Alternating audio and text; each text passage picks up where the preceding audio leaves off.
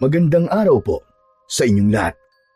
Ang kwentong inyong mapapakinggan ay tungkol kay Rocco na isang batang palaging tinutukso dahil sa dalawang malaki niyang ngipin na inihahalin tulad sa daga. Hanggang isang dagang kosta ang napunta sa kanyang pangangalaga na isa palang diwata. Ipinagkaloob ng diwata kay Rocco ang isang mutya na ayon sa diwata ay kailangan niyang gamitin sa pakikipaglaban sa mga aswang. Ngunit handa ba si Rocco sa panganib na paparating sa kanilang baryo? Magagawa bang buhatin ng isang batang kagaya niya ang isang napakabigat na responsibilidad? Ngunit bago po ang lahat, mga idol, huwag po nating kalimutang mag-subscribe at i-hit ang notification bell sa aking YouTube channel na The Voice Addict at Apong Isaak para sa mas marami pang makapigil hiningang kwentong aswang at katatakutan mula sa mundo ng kababalaghan. Umpisahan na po natin ang kwento.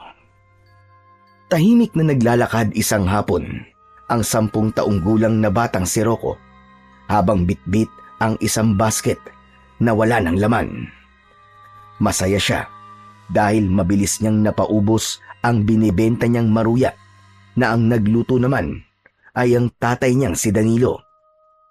Sa kanyang paglalakad ay napahinto siya nang may tumamang bola sa likod ng kanyang ulo. Lumingon siya at nakita niya ang batang si Tonyo kasama ang iba pang mga bata. Hoy! Rocco daga! Ibigay mo sa amin yung bola! Bilisan mo! Teka, bakit ako kailangan kumuha ng bola nyo? Kayo ang naglalaro ah. Saka, hindi man lang ba kayo magsasoli sa akin? Tinamaan nyo ng bola ang ulo ko? Nakangising lumapit si Tonyo kay Rocco. Bahagyang napaatras si Rocco dahil takot siya kay Tonyo, lalo na't malaki itong bata. Noon pa man ay paborito na siyang tuksuhin ng mga bata sa baryo nila, lalo na ni Tonyo dahil sa malaki ang 2 ngipin niya sa unahan. Kaya tinatawag siya ng mga ito na daga. Aba, sumasagot-sagot ka na ngayon ha? Bakit? Kaya mo na ba akong talunin sa suntukan? Kahit tawagin mo pa ang tatay mong pilay, wala kayong laban sa akin na 2. Baka mamaya pag-umpugin ko pa kayo eh. Huwag mong madamay-damay ang tatay ko dito, Tonyo. Ako na lang ang laitin mo, wag na siya. Wow! Napaka mapagmahal mo naman palang anak. Ano ba pakialam mo kung pati tatay mo laitin ko? Talaga namang pilay siya. Alam mo, ikaw, kung kinuha mo na lang sana yung bola namin at hindi yung marami ka pa sinasabi, di tapos na tayo. Alam ni Rocco na kahit anong sabihin niya ay hindi siya mananalo kay Tonyo. Kaya't tumalikod na siya. Ngunit nakakaisang hakbang pa lang siya ay tinapik siya ni Tonyo sa balikat. Paglingon niya ay binigwasan siya ng isang suntok ni Tonyo. Tumama yon sa kaliwang pisngi niya. Natumba si Rocco sa lupa at nagtawanan ang mga batang kalaro ni Tonyo. Bastos ka rin no? Hindi pa kita tapos kausapin tapos tatalikuran mo ako. Yan ang dapat sa kagaya mo. Mayabang na tumawa si Tonyo. Kinuha na nito ang bola at bumalik na sa kanyang mga kalaro. Hindi na nagtangkang lumaban pa si Rocco gaya ng palagi niyang ginagawa. Tumayo na lamang siya at kinuha ang basket. Naglakad na siyang muli hanggang sa makarating na siya sa kanilang bahay. Maliit na kubo ang tinitirhan ni Rocco at ng kanyang tatay na si Danilo. Ang dingding at bubong nun ay gawa sa pawid. Pagpasok niya ay naabutan niya ang kanyang ama na naghihiwa ng mga gulay. Nagkaroon noon ng polio ang tatay ni Rocco, kaya pilay ang kaliwang paa nito. Nakakalakad dito kahit papano dahil sa tulong ng isang saklay. Tay, nandito na po ako, Tay. Kumusta naman ang pagbebenta mo, anak? Ayos naman po. Naubos po ang maruya nyo, tatay. Ganun ba? Mabuti naman at naubos. Akala ko hindi mauubos kasi naparami ang luto ko kanina eh. Napakagaling mo talaga magbenta, anak. Hanga talaga ako sa'yo. Kasi po, tay, masarap po kayong gumawa ng maruya. Kaya marami po ang gustong bumili. Hindi nga lang po maruya ang masarap niyong lutuin kundi pati iba't ibang ulam. Lalo na po yung minudo niyo po. Naku, sobrang sarap po nun. Paborito ko po yun kapag ikaw po nagluluto. Ay, alam niyo po, naisip ko nga po na magbenta na rin po tayo ng ulam. Napansin ni Rocco na biglang tumahimik si Danilo. Nakatingin yun sa kanya habang naluluwa. Bakit po, tay? May nasabi po ba ako na masama? Wala, Rocco. Natutuwa lang ako sa'yo kasi kahit bata ka pa, iba ka na kung mag-isip. Pakiramdam ko tuloy nabigo kita bilang tatay mo. Na hindi kita maibalik sa pag-aaral kasi kapos tayo sa pera, anak. Itong lupa natin, binabayaran pa natin hanggang ngayon sa bangko. Tapos imbis na naglalaro ka lang dahil bata ka pa nagtitinda ka na. Parang ninanakaw ko sa'yo ang pagiging bata mo, anak. Tay, huwag niyo po sabihin yan.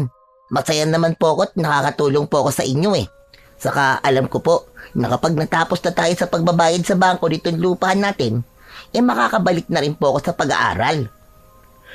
Sana talaga. Hindi na lang ako pilay. Sana iba na lang ang naging tatay mo, anak.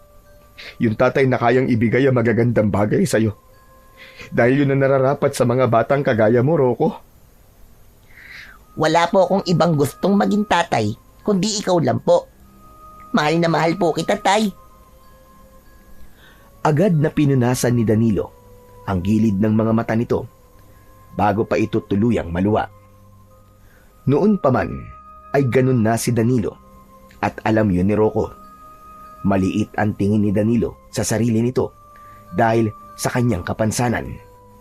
Minsan ay sinasabi nito na naiinggit ito sa ibang tatay na nagagawang makipaglaro sa mga anak dahil hindi nito yun nagagawa kay Rocco. Kaya naman, palaging ipinaparamdam ni Rocco sa kanyang tatay na mahal niya ito at walang mali rito. Ang mga pangyayaring yon at ang sitwasyon nila ang naging daan upang maging matured ang pag-iisip ni Rocco. Maya-maya ay napansin ni Rocco ang pagkunot ng noo ng kanyang ama habang nakatingin yon sa kanyang muka. Doon na naalala ni Rocco na baka nakita nito ang pasa sa kaliwa niyang pisngi dahil sa suntok ni Tonyo. Tatay, maliligo lang po pala muna ako Amoy pawis na po kasi ako Ang init po kasi sa labas. Teka, sandali lang, Rocco. Diyan ka lang. Ano yung nasa kaliwang pisngi mo? Pasa ba yan?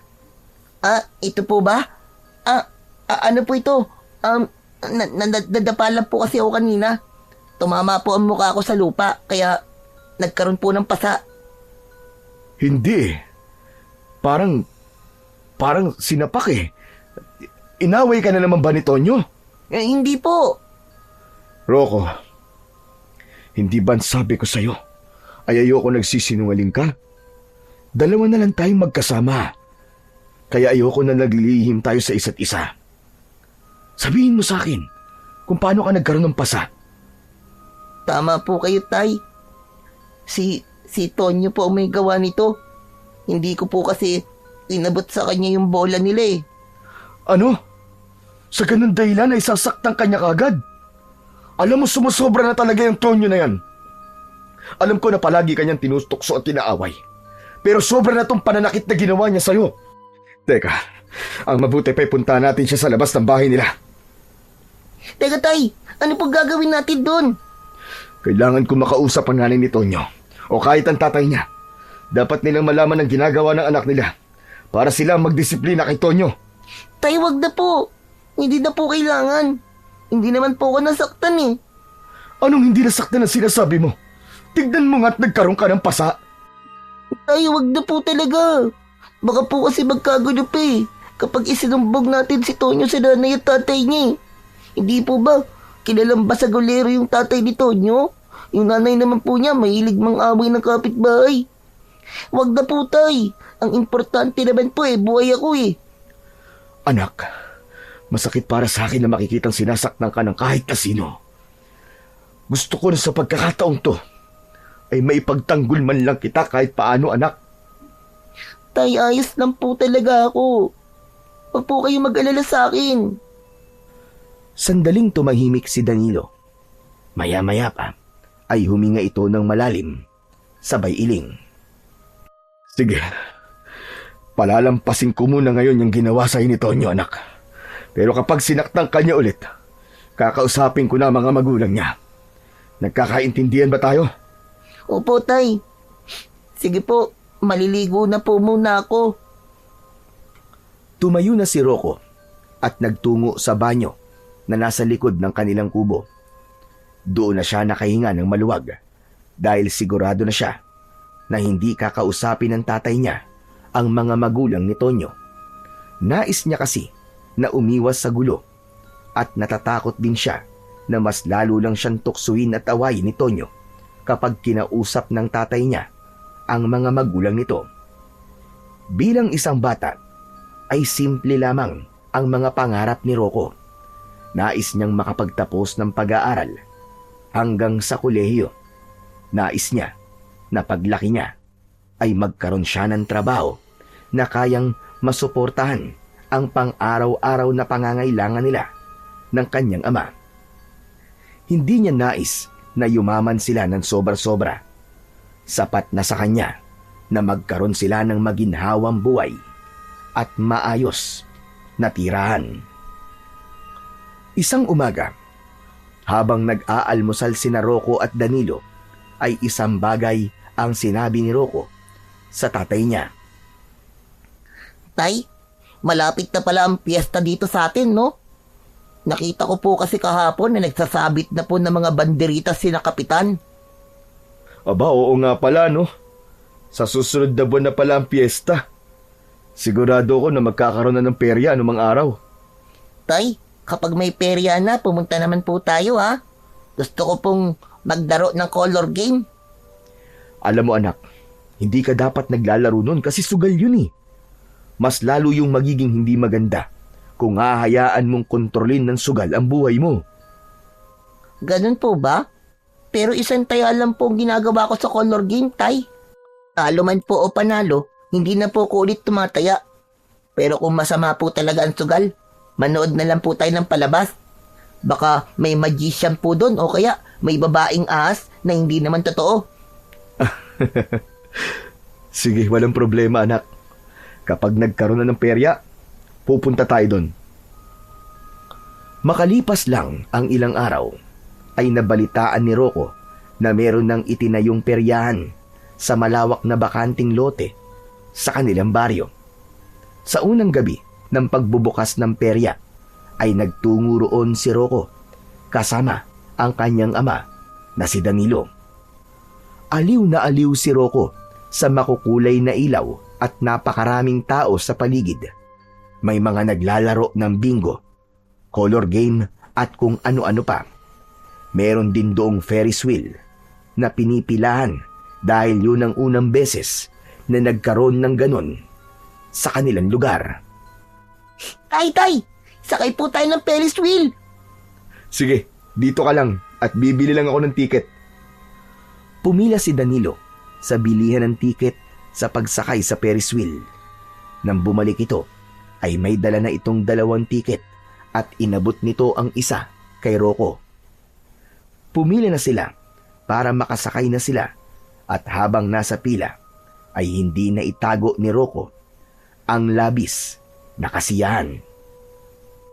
Ayos! Excited na po ako makasakay sa Ferris wheel. Ito po ang unang beses na makakasakay ako dyan eh.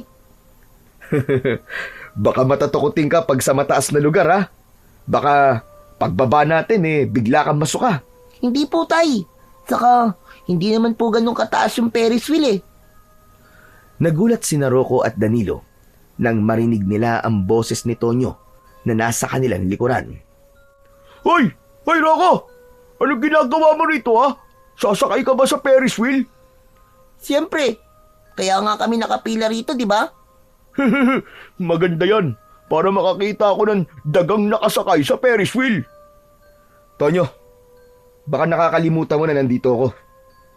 Hindi ka ba talaga marunong matakot? At kahit sa harapan ko, ay tinutokso mo ang anak ko. Bakit? Panunukso ba yung ginagawa ko, Danilo? Talaga naman dagayang si Rocco kasi ang laki-laki ng dalawang ngipin niya sa unahan, oh. Ano po bang pinapakain niyo sa kanya? Keso? Tay, huwag niyo na po siyang kausapin. Hayaan na lang po natin siya. Sinunod ni Danilo ang sinabing yun ni Rocco. Hindi na nito pinansin si Tonyo kahit patuloy ang pagpaparinig at panglalait nito kay Rocco. Hanggang sa nakasakay na ang mag-ama sa Ferris wheel. Nang magsimula yung tumaas, ay huminga ng malalim si Rocco. May kaba siya, ngunit mas lamang ang kanyang kasiyahan. Nang nasa taas na sila, ay mas lalo siyang namangha sa kanyang mga nakita. Wow! Akala ko hindi ito mataas. Sobrang taas po pala. At kitang-kita ko po rito ang buong baryo natin. Sabi ko naman sa'yo mataas to anak. Pero ayos ka lang ba anak? Hindi ka ba nahihilo? Hindi po tay, hindi po. Ayun tignan mo yun. Yun ang bahay natin. Nasaan? Hala, oo nga po no. Mas naging maliit siya dito sa itaas. Matapos ang ilang ikot ng Ferris wheel, ay bumaba na sina Rocco at Danilo. May malaking ngiti si Rocco dahil talagang nagustuhan niya ang unang experience niya sa pagsakay sa Ferris wheel. Lalo na at kasama pa niya ang tatay niya. Habang inaalalayan ni Rocco si Danilo sa paglalakad, ay may biglang tumakbo sa gilid nila. Tinabig ng tumatakbo ang saklay ni Danilo at natumba ito sa lupa.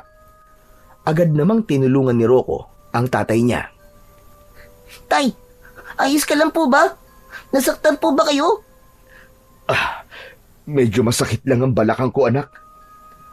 Tinignan ni Rocco ang tumabig sa saklay ng kanyang ama. Hindi na siya nagulat nang makita si Tonyo na nakatayo sa kanilang harapan. Nakahalokip-kip pa yun at nakangisi. Bakit mo naman ginawa yun, Tonyo? Ang alin ba? Bakit mo tinabig ang saklay ng tatay ko? Bakit? Sinasadya ko ba? Hindi naman, di ba?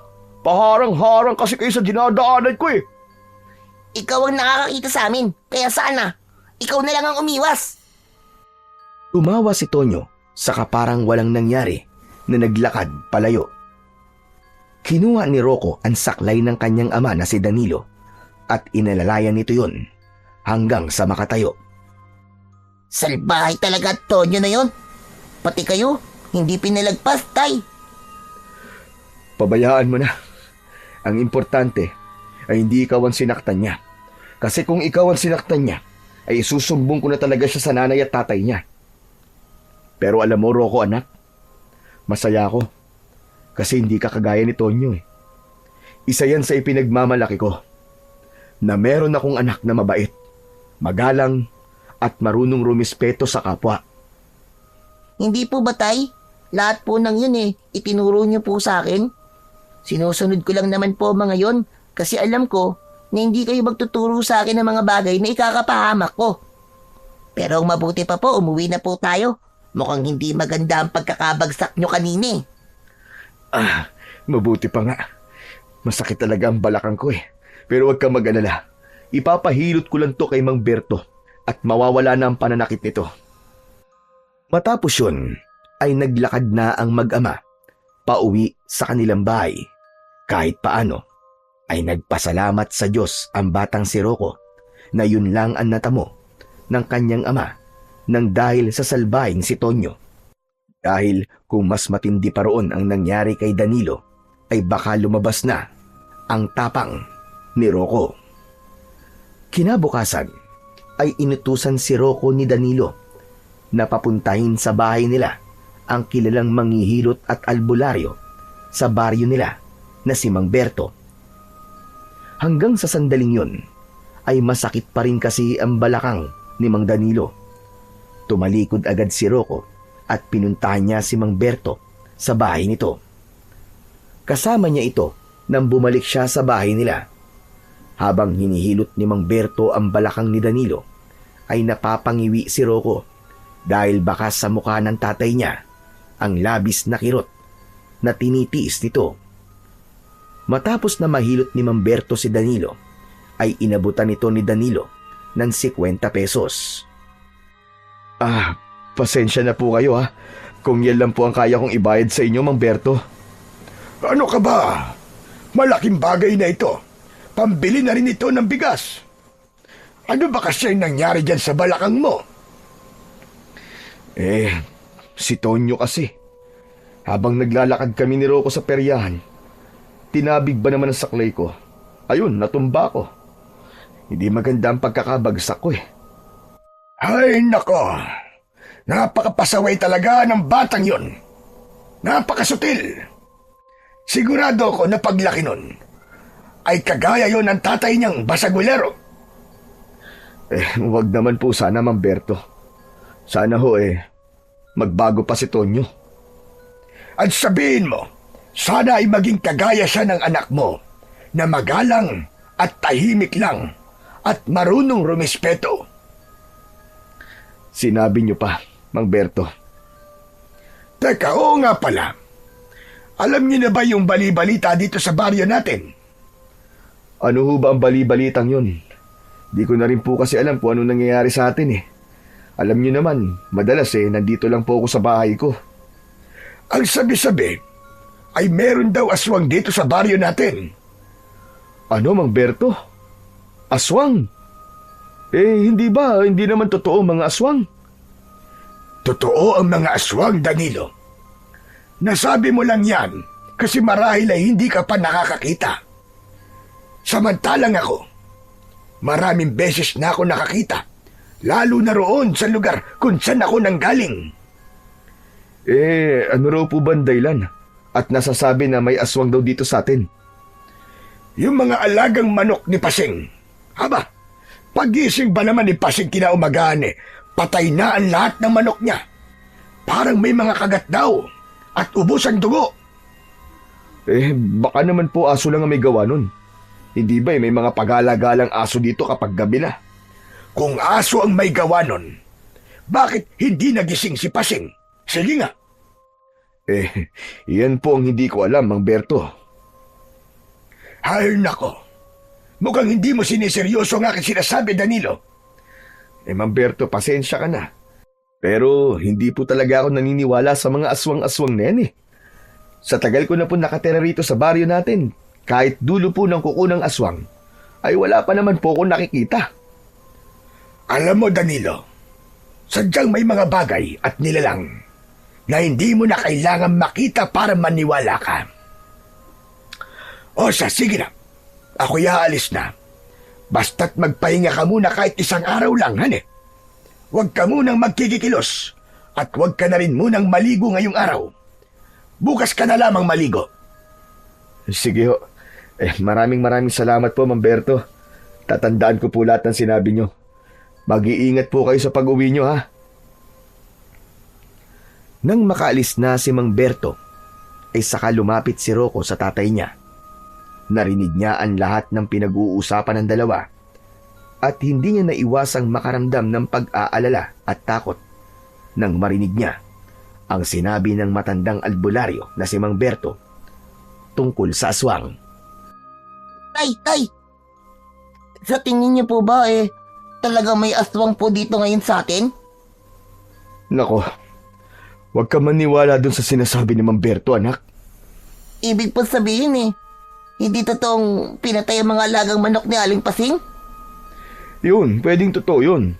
Pero yung aswang, nako, malabo. Yung mga aswang na yan, anak, ay katang-isip lang. Panakot lang yan ng mga matatanda sa mga bata para sumunod sa kanila. Bakit, anak? Natatakot ka ba? Opo, natatakot po ko. Hindi po ba tao ang kinakain ng mga aswang? Rocco, hindi mo kailangan matakot sa isang bagay o nilalang na hindi totoo. Kapag pinaniwalaan mo sinabi ni Mang Berto, ay ikaw din ang magiging kawawa. Dahil ang taong nabubuhay sa takot ay hindi nagiging masaya. Tandaan mo yan. Tinandaan ni Rocco ang sinabing yun ni Danilo. Pilit niyang isiniksik sa kanyang isipan na ang mga aswang na sinasabing nasa kanilang baryo ay hindi totoo at pawang kathang isip lamang. Pagsapit ng gabi, matapos ang hapunan, ay dinala ni Rocco ang kanilang pinagkainan sa batalan upang kanyang hugasan ang mga yon. Nang matapos na siya, ay nakita niya si Danilo na nakaupo sa may hagdan sa tapat ng pintuan. Nakatanaw yon sa malayo at tila malalim ang iniisip. Tumabi si Rocco sa kanyang ama. Pinagmasdan niya ang mukha nito at napansin niya na malungkot ito. Hindi pa po ba kayo matutulog, Tay? Maya-maya na, anak. Hindi pa naman ako inaantok eh. Eh bakit? Parang malungkot po kayo. Naaalala ko lang kasi nanay mo. Naisip ko lang, kung hindi siya namatay, ay baka hindi ganito ang buhay natin. Siguro ay may katuwang ako sa buhay. At ikaw naman ay nakakapag-aral. At hindi na kailangan magtinda ng maruya. Pero sigurado po ako na masaya po si nanay kung nasan man siya ngayon. Hindi na po siya nahihirapan sa sakit niya. Tama ka, anak. Sana'y masaya na siya dahil yun ang nararapat para sa kanya. Isang mahabang katahimikan ang namagitan sa mag-ama. Makalipas ang ilang sandali, ay muling nagsalita si Mang Danilo. Teka, oo nga pala. Hindi ka ba magpupunta ngayon sa peryahan? Gusto niyo po bang pumunta tayo, Tay? Medyo masakit pa ang balakang ko, anak eh. Saka ang sabi ni Mang Berto ay magpahinga muna ako. Kaya hindi muna ako pwedeng magpunta ron. Bukas na lang siguro ng gabi. Hindi na lang din po ako pupunta ngayon kasi hindi po kita kasama eh. Pwede ka naman pumunta ron nang di ako kasama, Rocco eh. Sulitin mo na habang may peryahan pa dito sa atin. Dahil pagkatapos ng piyesta, abay siguradong mawawala na yon. Pero paano po kayo rito, Tay? Mag-isa lang po kayo. Sige na, kaya kong sarili ko. Sige na. Pumunta ka na at magpakasaya ka ron, anak. Sige na nga po. Pupunta na po ako. Magpapalit lang po ako ng damit, ha? Sige. Pumasok si Rocco sa bahay nila. Pinalitan niya ang damit niya ng mas maayos. Nang lumabas siya, ay nakaupo pa rin doon ang ama niyang si Danilo sa hagdan. Kinuha ni Danilo ang isang kamay ni Rocco at binigyan siya nito ng maraming barya. Tay, para saan po ito? Pamperya mo, para makakasakay ka ulit sa Ferris wheel. Tapos, bumili ka ng kung anong pagkain na meron doon. Huwag na po. Maglalakad-lakad na lang po ako doon at manonood. Huwag ka nang tumanggi, anak. Kailangan na may pera ka para makapag-enjoy ka sa peryahan. Basta mag-iingat ka at huwag masyado magpapagabi. Kung sakali na makita mo si Tonyo, ikaw na lang ang umiwas, ha? Mabilis na niyakap ni Rocco si Danilo bago siya umalis. Inilagay niya sa bulsa ng kanyang shorts ang mga barya at hindi niya maiwasang mapangiti dahil muli siyang makakapunta sa peryahan. Nang makarating si Rocco sa peryahan, ay bumili siya ng popcorn.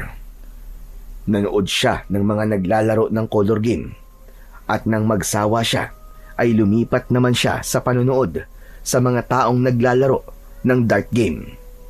Habang nandun siya, ay isang pamilyar na boses ang kanyang narinig. Boses yun ni Tonyo.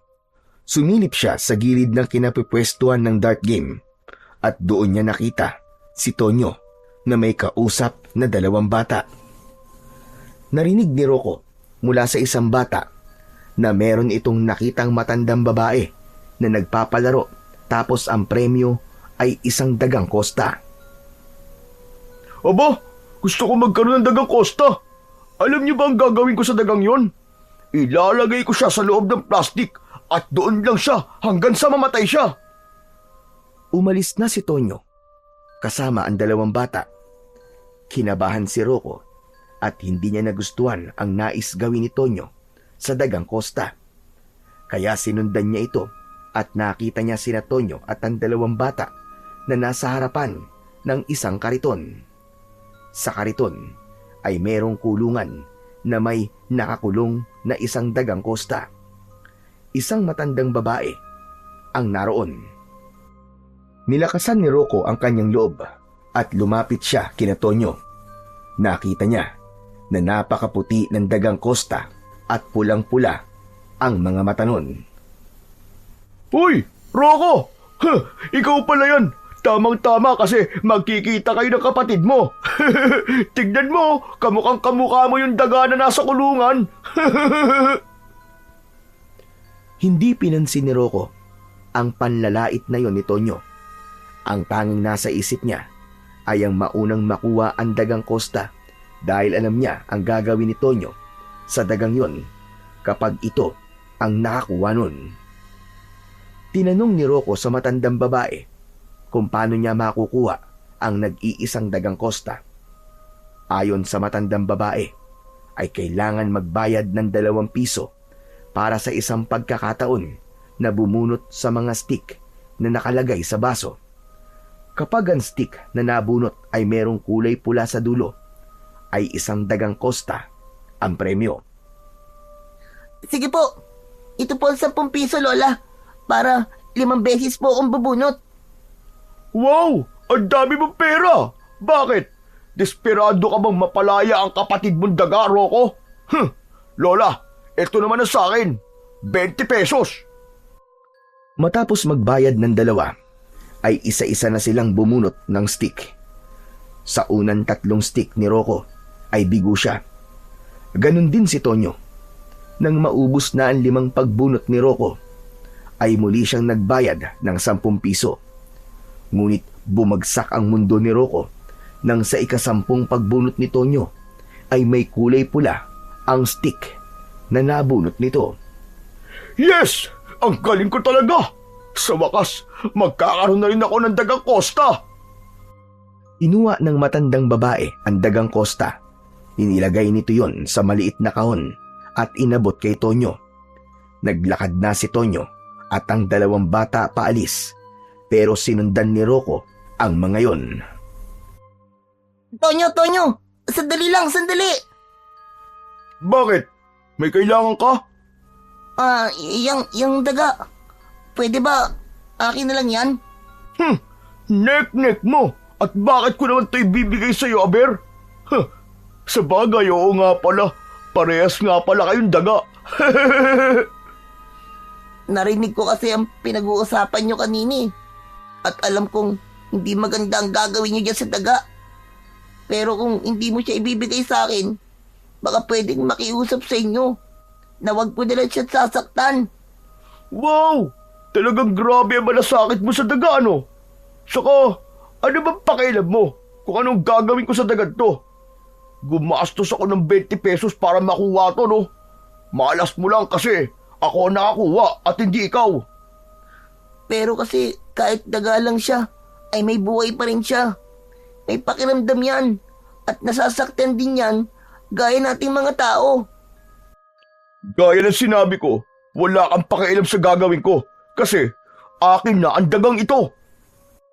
Tumalikod na si Tonyo at nang maglalakad na ito ay mabilis na hinawakan ni Rocco ang braso ni Tonyo. Humarap si Tonyo at malakas na itinulak si Rocco.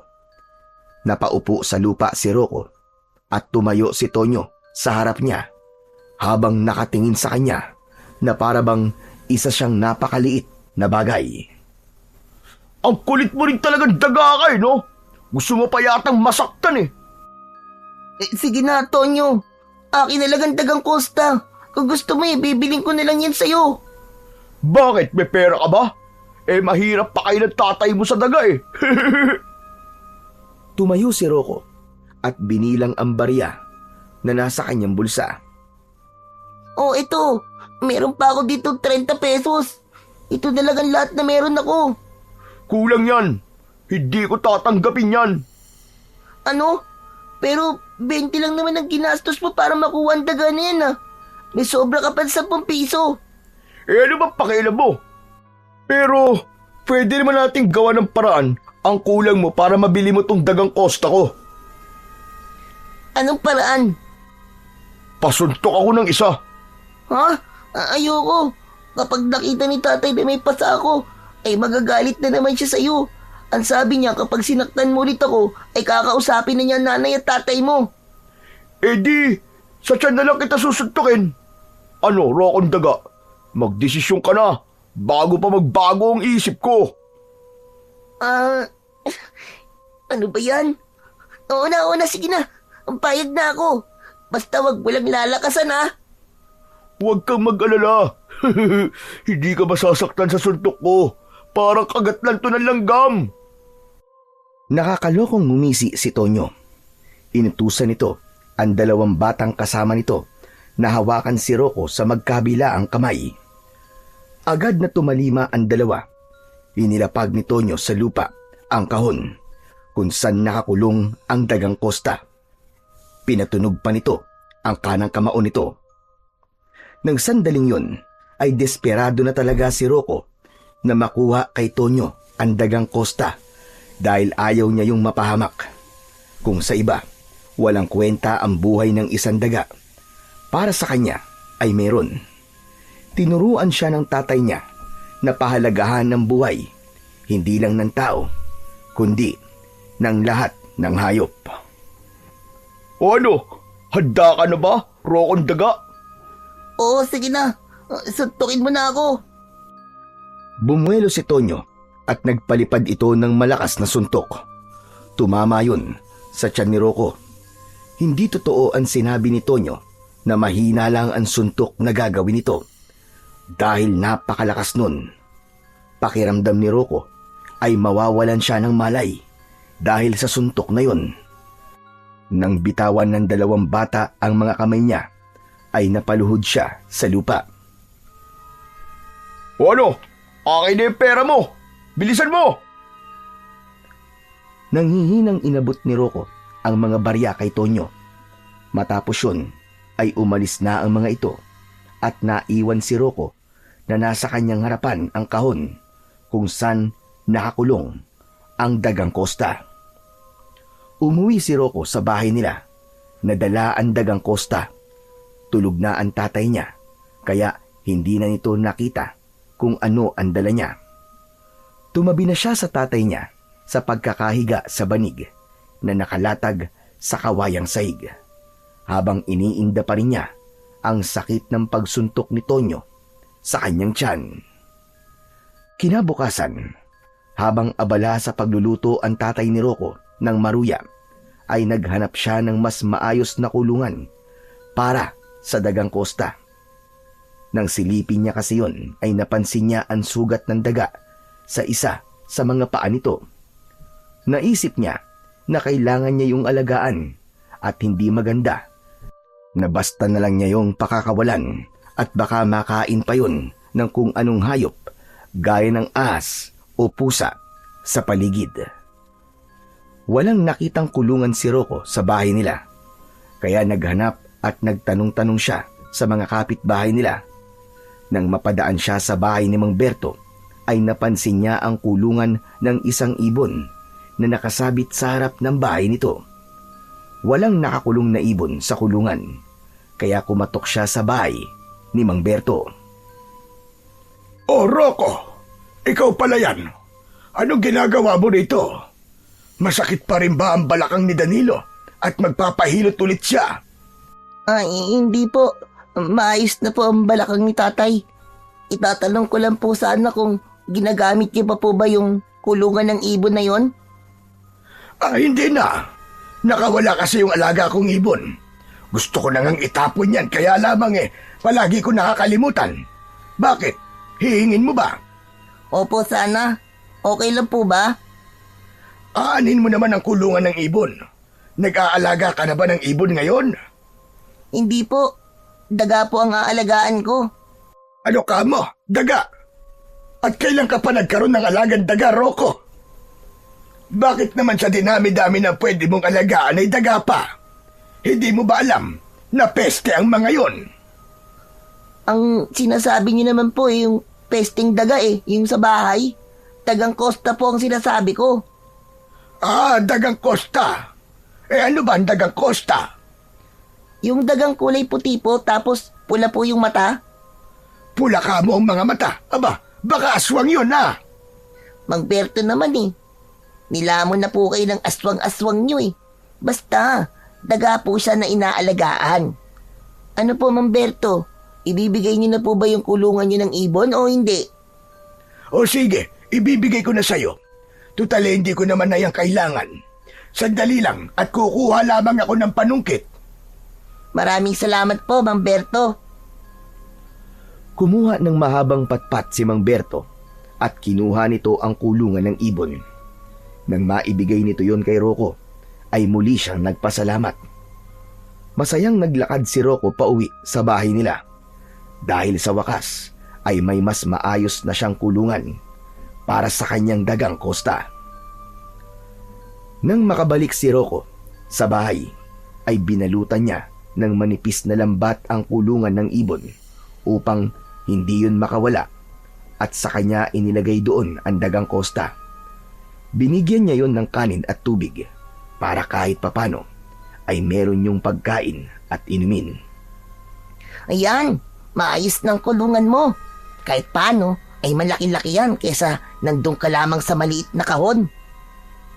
Rocco, ano ba yung ginagawa mo rito at kanina ka pa dito sa likod ng bahay? Nakahanda na ang mga maruya Pwede mo nang ibenta ang mga yon. Itatago sana ni Rocco ang dagang Costa, ngunit huli na dahil nakita na yon ni Mang Danilo. Ano yan? Bakit may daga dyan? Ano po tay? Binili ko po to kay Tonyo kagabi. Nagbebenta na si Tonyo ng daga ngayon? Hindi po. Premyo niya po to sa isang palaro sa peryahan. Nalaman ko po kasi napapatayin niya tong dagang Costa kaya binili ko na lang po sa kanya. Tay, parang awa niyo na Huwag ka pong magagalit Payagan mo sana akong alagaan ng dagang Costa na to. Huwag kang mag-alala anak. Hindi ako nagagalit. Pero sigurado ka bang kaya mo yung alagaan? Baka naman mapabayaan mo lang yan. Hindi po tay. Aalagaan ko po to ng maayos. Sigurado ka ba? Opo, sigurado po ako. O sige. Tutal ay nandito na yan. Hindi pumapayag na akong mag-alaga ka ng dagang Costa. Yay! Salamat po tatay Saan ka pala nakakuha ng kulungan? Hiningi ko po kay Mang Berto. Hindi na daw po niya gagamitin kaya hiningi ko na lang. O siya, sige na. Ibenta mo na yung mga maruya. Mag-iingat ka Masayang niyakap ni Rocco ang tatay niya. Labis ang pasasalamat niya sapagkat pumayag itong alagaan niya ang dagang Costa na iniligtas niya mula kay Tonyo.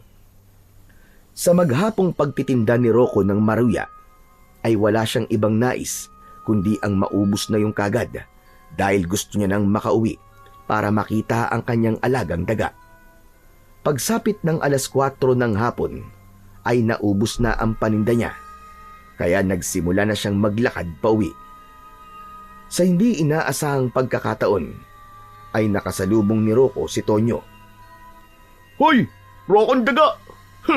Kumusta na yung dagang Costa Baka naman inulam niyo na yun ng tatay mo kasi wala kayong pang-ulam. Nandun siya sa bahay.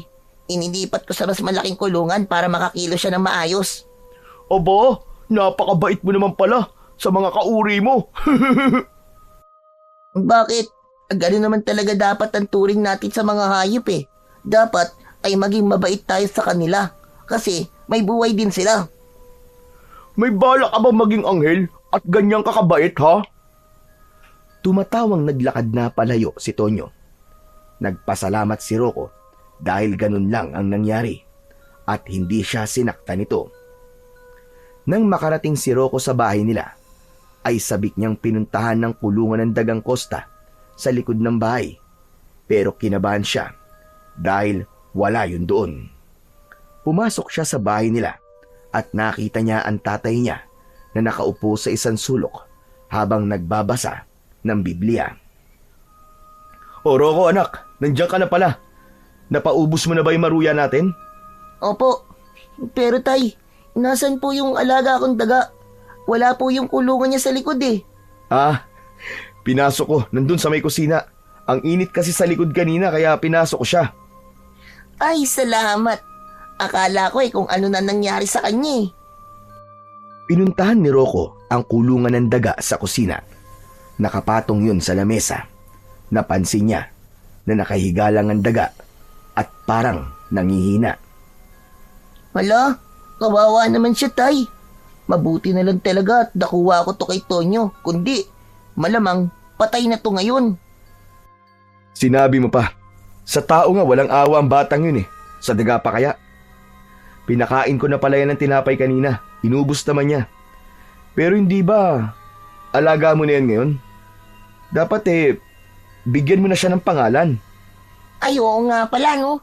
Wala pa pala siyang pangalan. Ano po kayang magandang pangalan sa kanya tay? Hindi ba't alaga mo yan? Ikaw ang dapat na mag-isip.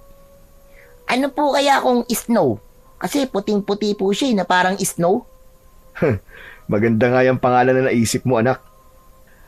Nakangiting pinagmasdan ni Danilo ang dagang Costa. Simula ngayon, Snow na ang tatawag ko sa'yo ha. Huwag ka mag-alala. Ligtas ka dito sa bahay namin. Walang mananakit sa'yo dito. Promise.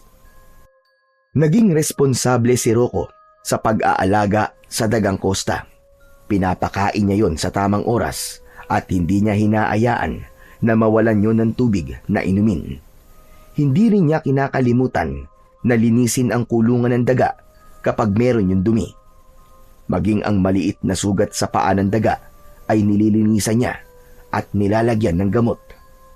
Makalipas lang ang ilang araw ay napansin ni Rocco na unti-unti nang gumagaling ang sugat ng daga at kahit paano ay naging malikot na yon sa kulungan nito. Isang umaga, nakaupo si Rocco sa sahig ng bahay nila habang hawak niya ang kulungan ng puting daga.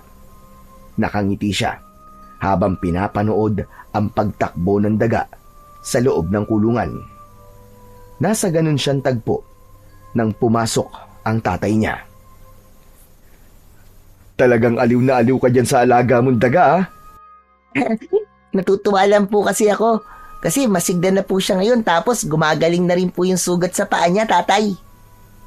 Dahil yan sa pag-aalaga mo ng mabuti sa kanya anak. Kung nakakapagsalita lang yan, aba, paniguradong magpapasalamat yan sa'yo. Saan na nga po nakakapagsalita ang mga hayop na gaya ng daga?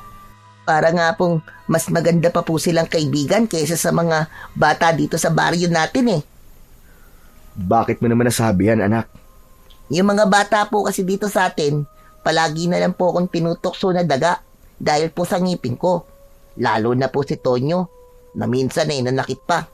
Kaya wala po akong kaibigan dito.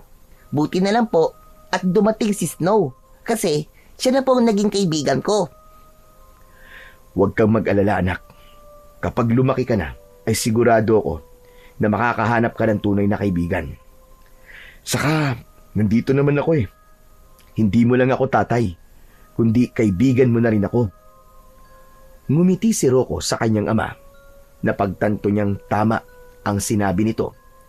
Hindi na niya kailangan maghanap pa ng kaibigan dahil simulat sa pool ay ang tatay na niya ang naging kaibigan niya na walang ginawa kundi ang mahalin at ipagtanggol siya. Ilang araw pa ang lumipas at tuluyan ng naghilom ang sugat sa paa ng alagang daga ni Rocco. Sa maikling panahon ay naging konektado na si Rocco sa dagang Costa. Dumating ang araw na hinahayaan niya na yung makawala sa kulungan at naging pagala-gala na ang daga sa loob ng kanilang kubo. Mas natuwa si Rocco sapagkat alam niya na sa ganung paraan ay mas makakagalaw ng mas maayos ang daga at makakaramdam ito ng kalayaan. Isang hapon, habang pinapanood ni Rocco ang tatay niya na inaayos ang mga paninda nilang maruya sa basket, ay kumakain ang dagang Costa ng tinapay sa ibabaw ng lamesa. Rocco, hindi ka ba natatakot na baka kung saan makapunta yung si Snow? Hindi naman po, tay. Halos 1 linggo na po siyang nakawala. Hindi naman po siya lumalabas ng bahay eh. Sigurado ka ba? Hindi kaya mas makakabuti kung ibalik mo na lang siya sa kulungan niya? Ayoko po. Mas nakakatuwa po na malaya siyang nakakagalaw. Saka mukhang sanay na po siya na nakawala. Kaya baka bigla po siyang malungkot kapag ibinalik ko po siya sa kulungan. O sige, ikaw ang bahala. Ako'y nagpapaalala lang anak ha. Alam ko kasing malulungkot ka kapag biglang nawala yung si Snow dito. Oh, ayos na pala tong mga maruya. Pwede mo na tong ibenta. Kinuha ni Rocco ang basket at matapos niyang magpaalam kay Danilo ay umalis na siya para magbenta. Walang kaba o takot na nararamdaman si Rocco na baka biglang mawala si Snow.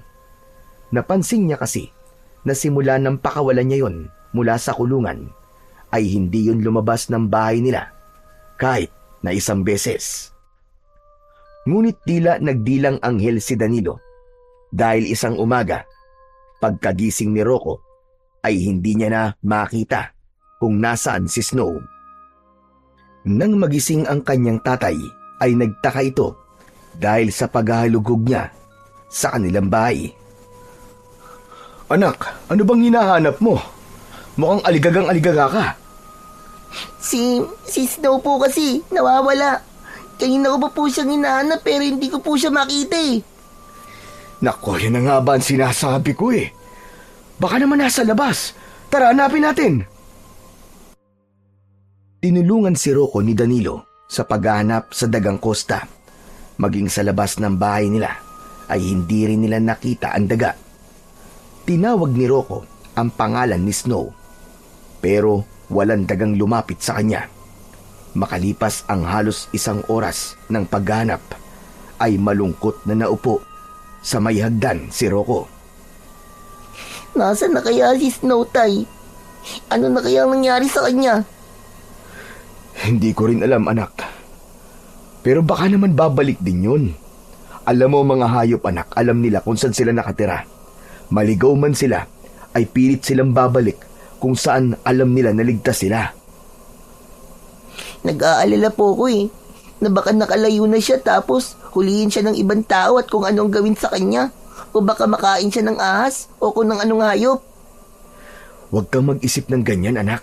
Ang isipin natin ay babalik din dito sa bahay natin si Snow. Makikita mo, magugulat ka na lang isang araw ay nandito na siya ulit.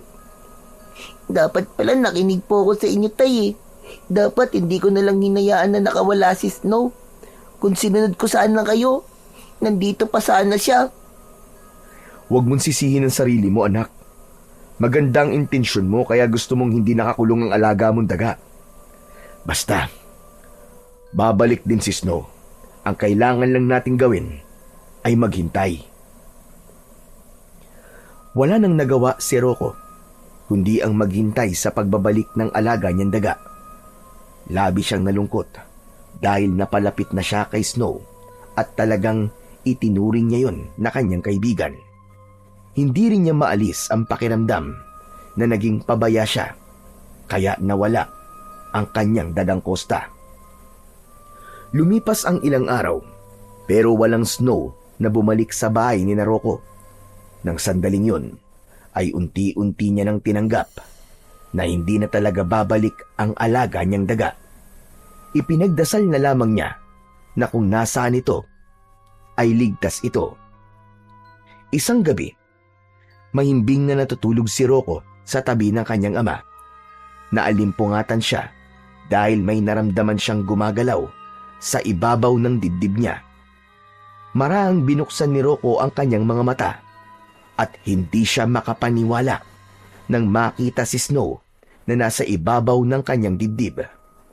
Hahawakan sana ni Rocco ang dagang Costa, ngunit bigla yun tumakbo at lumusot sa maliit na butas sa pinto. Bumangon si Rocco at binuksan ang pinto. Nakita niya ang dagang Costa na nasa labas at nakatingin sa kanya. Snow! Snow, bumalik ka rito! Pumasok ka rito sa loob! Ngunit hindi siya pinakinggan ng dagang Costa. Tumakbo yun, papunta sa likod ng bahay. Sinundan ni Rocco ang daga at nang nasa likod na siya ng bahay ay nakita niya ang daga na nakatayo ilang di pa lamang ang layo sa kanya. Snow, lalapitan kita ha. Pero huwag kang tatakbo. Diyan ka lang ha. Huwag kang aalis ha. Umasa si Rocco na naintindihan siya ng dagang Costa. Nagsimula na siyang lumapit sa daga. Maingat ang kanyang pagakbang. Naisip niya na baka kung magmadali siya ay baka matakot sa kanya ang daga at muli yung tumakbo. Pero nang malapit na si Rocco sa daga ay labi siyang nagimbal nang binalot ng puting liwanag ang dagang Costa. Mabilis na lumaki ang liwanag at naghugis yun na parang isang tao. Nang mawala ang liwanag ay isa na yung napakagandang babae na nakasuot ng puting mahabang damit ang laylayan at tila isinasayaw yon sa hangin. Mahaba ang itim na buhok nito at ang buong katawan nito ay napakaputi. Natigalgal si Rocco. Hindi siya makagalaw o makasigaw sa labis niyang pagkabigla. Ngunit habang tumatagal na nakatitig siya sa mahiwagang babae, ay unti-unti siyang kumakalma. Unti-unting nawala ang takot na nasa kanyang dibdib. Hindi mo kailangan matakot sa akin, Rocco. Ako si Amuyak, isa kong diwata na nangangalaga sa lahat ng uri ng hayop. Teka. Huwag mong sabihin sa akin na ikaw si Snow, yung dagang Costa na inaalagaan ko. Tama ang iyong sinabi, Rocco. Ako ay nagmanyong daga upang mahanap ko ang taong karapat-dapat na pagbibigyan ko ng isang bagay na may malaking maitutulong dito sa inyong baryo. At ikaw, Rocco, ikaw ang taong nagpakita ng malasakit, tapang at pagsasakripisyo. Ikaw ang aking napili. Ano? Napili? Para naman saan? Para sa isang misyon na protektahan ng inyong lugar. Nandito na sa inyong lugar ang mga nilalang ng dilim. Unti-unti na silang kumikilos at hindi magtatagal ay tuluyan na silang magpapakita upang ipaalam ang hindi maganda nilang intensyon. Nais ko na labanan mo sila, Rocco. Nais kong ikaw ang maging tagapagtanggol ng lahat. Kaya ipagkakaloob ko sa iyo ang isang makapangyarihang mutya. Ang mutya ng ngipin ng daga. Marahang inilahad ng diwatang si Amuyak ang kanang kamay nito at sa palad nito ay nakita ni Rocco ang isang kwintas na may nagliliwanag na palawit. Ang palawit ay kulay puti at kasing hugis ng ngipin ng daga. Lumapit ka, Rocco. Kunin mo ang nasa aking palad. Napalunok si Rocco at lumapit siya kay diwatang Amuyak, pero hindi niya kinuha ang mutya. Anong nagagawa ng mutyang yan? Mahal na diwatang Amuyak. Ikaw ay bibigyan nito ng kakaibang lakas at liksi na gaya ng isang daga. Ang mga kakayahang yon ay magagamit mo sa pakikipaglaban sa mga nilalang ng kadiliman. Ano kanyo? Mga aswang ba tinutukoy mong nilalang ng kadiliman? Tama ka, Rocco. Sila ay magdadala ng takot at kabatayan sa inyong lugar. Kaya tanggapin mo ang aking handog upang matulungan mo ang inyong baryo at maging tagapagtanggol nila. Teka. Pero bakit ako ang kailangan pagbigyan mo niyan? Mahal na diwatang Amuyak. Bata pa ako eh. Mas makakabuti kung ibibigay mo yan sa mas nakakatanda o kaya dun sa mas malakas kaysa sa akin. Hindi basihan ng edad o lakas ng isang tao para maging karapat-dapat sa mutya ng ngipin ng daga, Rocco. Ang kalinisan ng iyong puso, yan ang dahilan kung bakit ikaw ang aking napili. Walang silbi ang lakas ng isang tao kung hindi dalisay ang kanyang puso. At hindi rin lalabas ang kapangyarihan ng mutyang ito kung hindi mabuti ang taong hahawak nito. Pasensya na, mahal na Diwatang Amuyak. Pero hindi ko yung kayang tanggapin. Hindi ko kayang responsibilidad na gusto mong ibigay sa akin. Naiintindihan ko, Rocco. Ngunit sa sandaling magbagong iyong isip, ay tawagin mo lamang ako. At ako ay darating. Binalot ng liwanag si Amuyak at nang nawala na ang liwanag ay nawala na rin ang mahiwagang daga. Napapitlag si Rocco nang may narinig siyang yabag ng paa sa kanyang likuran. Nang lumingon siya ay nakita niya si Danilo. Naglakad siya papalapit sa kanyang ama. Rocco, anong ginagawa mo rito? Galing lang po ako sa banyo, Tay. Akala ko kung saan ka na nagpunta eh. Naalimpungatan kasi ako na wala ka sa tabi ko. Teka, may kausap ka ba rito? Ano po, kausap? Paano po ako magkakaroon ng kausap dito, Tay? Para kasing narinig kita kanina nagsasalita eh. Pero siguro nagkamali lang ako nung narinig. Tara na nga, bumalik na tayo sa loob. At masyadong malamig dito. Maraang tumango si Rocco at sabay na silang pumasok ni Danilo sa kanilang kubo. Nang muling humiga si Rocco ay patuloy niyang inisip ang nangyari kanina. Hindi pa rin siya makapaniwala na ang dagang Costa na ilang linggo niyang inalagaan ay isa palang diwata at mas lalong hindi siya makapaniwala na siya ang pinili nito na makipaglaban sa mga aswang na manggugulo sa kanilang baryo. Ilang araw na laman ng isip ni Rocco ang mga sinabi ng diwatang si Amuyak.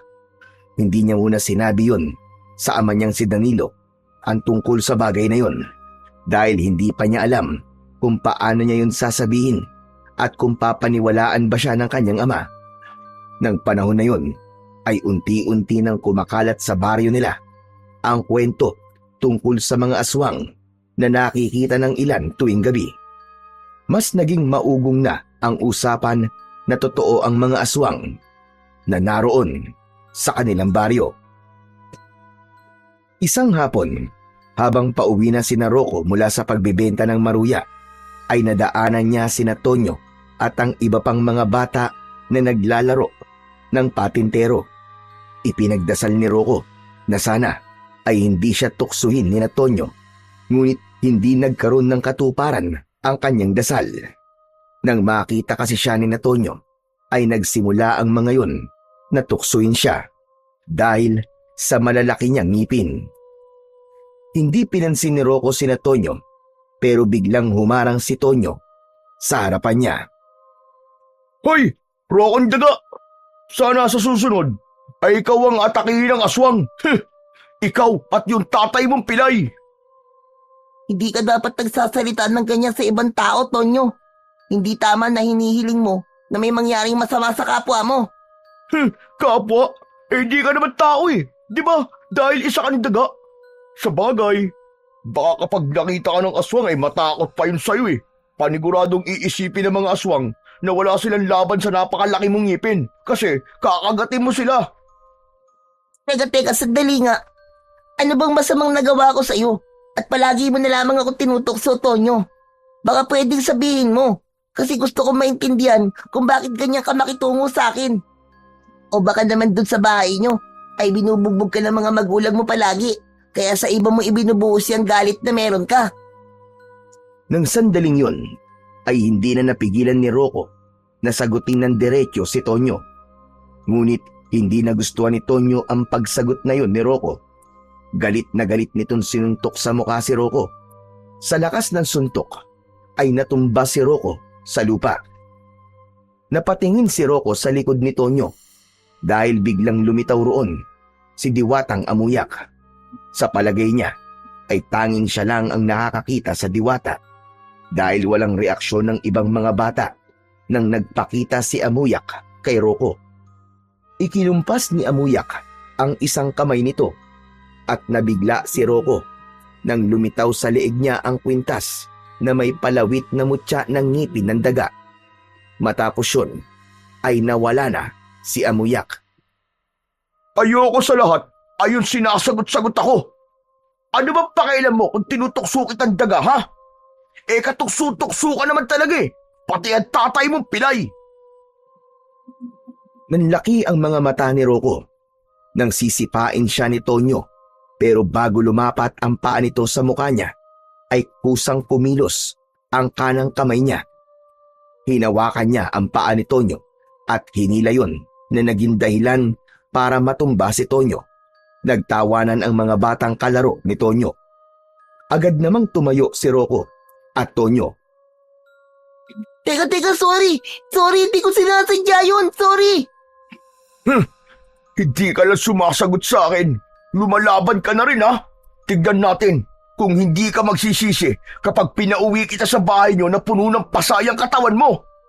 Wag Tonyo, maawa ka sa akin! Hindi ko na inuulitin, promise! Talagang hindi ka na makakaulit dahil gagawin na kitang baldado. Galit na sumugod si Tonyo kay Rocco. May kakaibang naramdaman si Rocco sa loob ng kanyang katawan. May kung anong enerhiya ang tila nagising sa kanyang dibdib. May napakalakas na enerhiya siyang naramdaman sa bawat himay-may ng kanyang laman. Nang susuntukin siya ni Tonyo, ay naging mabagal ang galaw nito sa paningin ni Rocco. Kaya naging madali para sa kanya na iwasan ang kamao ni Tonyo.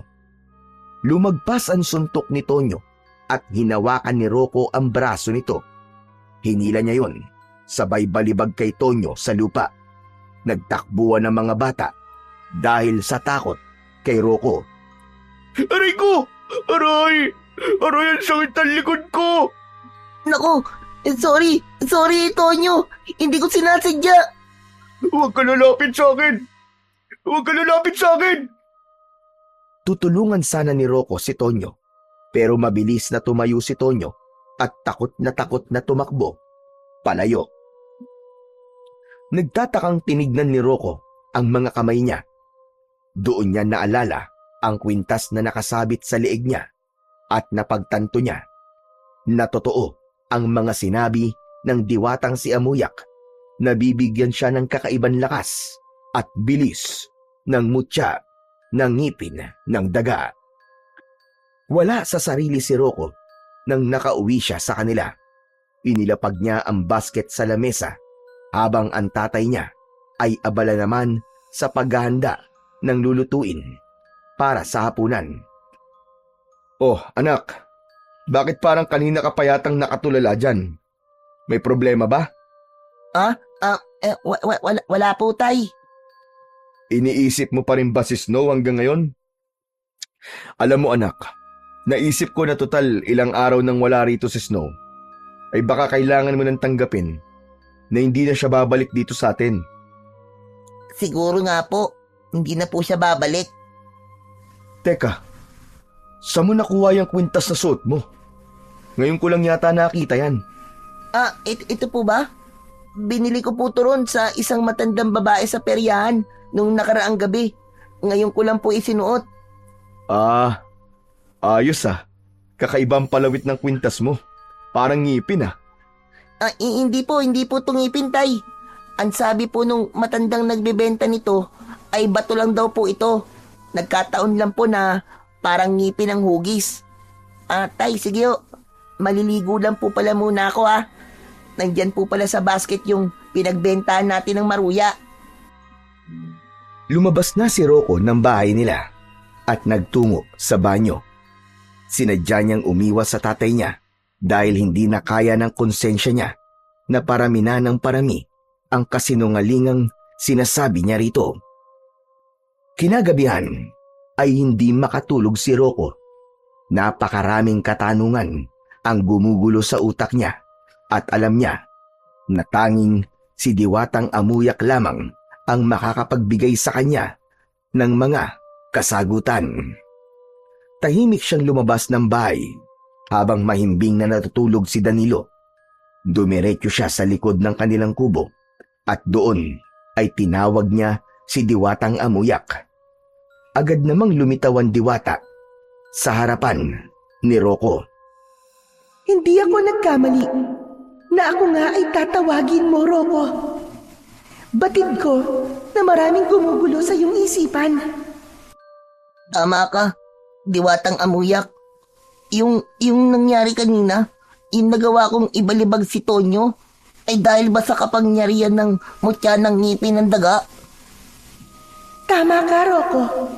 Hindi lang pambihirang lakas ang taglay mo, kundi kakaibang bilis din. Tandaan mo, hanggang suot mo ang mutya, ay tataglayin mo ang kapangyarihan nito. Totoo rin ba na may mga aswang nasasalakay dito sa aming baryo, mahal na Diwatang Amuyak? Oo, Rocco. Nararamdaman kong malapit na silang magasik ng lagim dito sa inyong lugar. Kaya magiging malaking tulong ang mutya na yan. Hindi lang sa'yo, kundi sa lahat ng taong nasa paligid mo. Bakit nararamdaman ko ang pagdududa sa'yo, Rocco? Sabihin mo kung ano ang nasa loob mo. Kasi po, hindi pa rin po kasi ako makapaniwala na sa akin niyo po ito'y pagkakatiwala. Bata pa lang po kasi ako eh.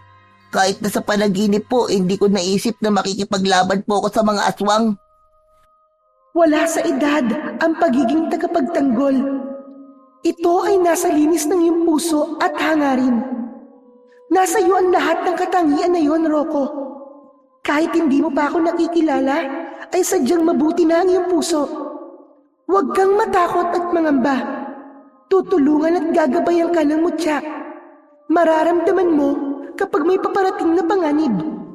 Kung magtitiwala ka sa iyong sarili, ay magtatagumpay ka sa iyong misyon.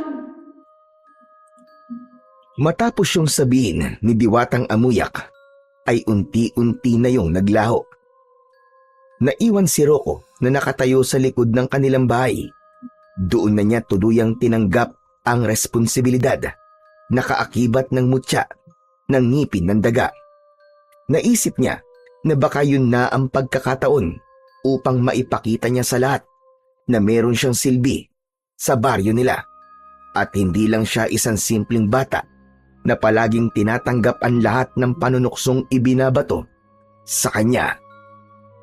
Habang nakatayo si Rocco, ay may kakaiba siyang naramdaman. Tila naging mabigat ang hangin at nagtayuan ang mga balahibo sa kanyang magkabila ang braso. Hanggang sa mula sa kung saan ay may narinig siyang boses ng isang bata na humihingi ng tulong. Teka, si Toyo ba yun? Luminga si Rocco nang nakita niya ang itak na nakasabit sa labas ng kanilang kubo. Ay kinuha niya yon dahil tila yun ang ibinulong sa kanya ng mutya ng ngipin ng daga. Matapos yun ay tumakbo siya na parabang alam na niya kung nasaan si Tonyo. Kahit ang totoo ay wala siyang ideya sa kinaroroonan nito. Makalipas ang ilang minutong pagtakbo ay nakita ni Rocco si Tonyo na tumatakbo palabas ng kasukalan. Sa likod nito ay may 3 aswang na humahabol dito. Totoo nga sinasabi ni Diwatang Amuyak. May aswang nga dito sa baryo namin. Isang kakaibang tapang ang bumalot kay Rocco. Sinalubong niya ang takot na si Tonyo. Kumapit si Tonyo sa magkabila ang braso ni Rocco habang habol nito ang paghinga. Tagaktak ang pawis sa muka ni Tonyo. Tulungan mo ako! Hinahabol ako ng mga aswang! Tulungan mo ako! Sige na, tumakas ka na, Tonyo. Ako nang bahala sa kanila. Hinarap ni Rocco ang 3 aswang. Napahinto ang mga halimaw, ilang di pa lamang ang layo sa kanya. Tila nag-alinlangang lumapit ang mga yon dahil sa dala niyang itak. Tumakbo si Rocco palapit sa mga aswang. Isang aswang ang unang sumugod sa kanya.